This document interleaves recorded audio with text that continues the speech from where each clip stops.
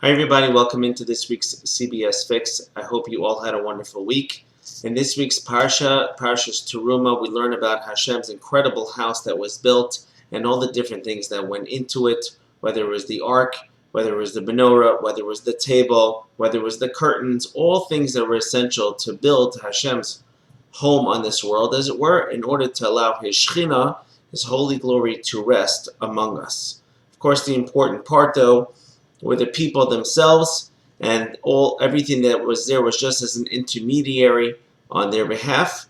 But nevertheless, Hashem gave a command that all these different things be built. And we've mentioned the ark in the past. We mentioned that the top of the ark were the two cheruvim, the two angelic-like features that were facing each other, and one looked like a male, one looked like a female.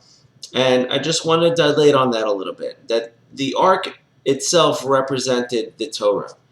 The cover of the ark, which was a completely separate piece than the ark, was placed on top of the ark. The question is, what did that stand for?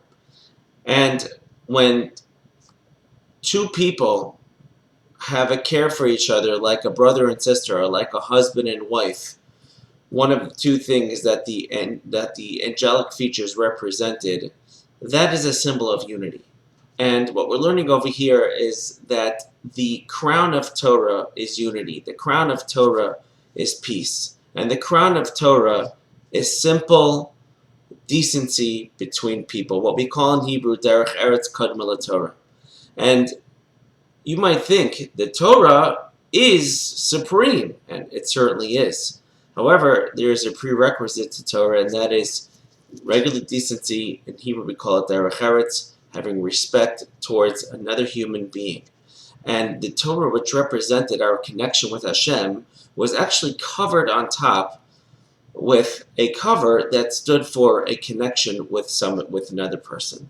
That is the crowning glory of the Torah, that when a person has such ability to be able to look at another fellow Jew and love that fellow Jew like he loves himself, that is the crowning Torah. The Talmud tells us a story with somebody who wanted to convert to Judaism, and he went to Hillel, and he said to Hillel, "Teach me Torah on one foot."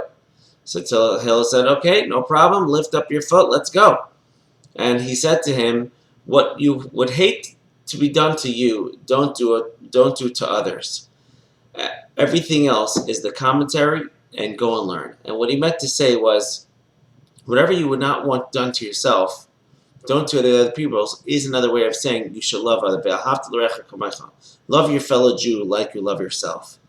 Just parenthetically, there's another explanation that means whatever you would not do to your friend, don't do yourself. We've mentioned this before, this commentary, and Rashi mentions this as well. Whatever you would not want do to Hashem, whatever you would not want Hashem to do to you, don't do to Hashem. He's your best friend. But on a simple note, it means don't do to another person. This is all of Torah. All of Torah must be crowned by behavior. And when somebody can learn a lot of Torah, but he goes to a store and he's rude, or he looks down at other people, his Torah, unfortunately, is a very low level of Torah. He hasn't crowned his Torah achievements at all. So my blessing to everybody is that Torah, of course, is very important. Don't push it off because you want to work on your derech eretz, you want to work on your respect for other people. The Torah is the most essential, but make sure that your love for another person is your crowning achievement. Have a great Shabbos. Talk to you next week.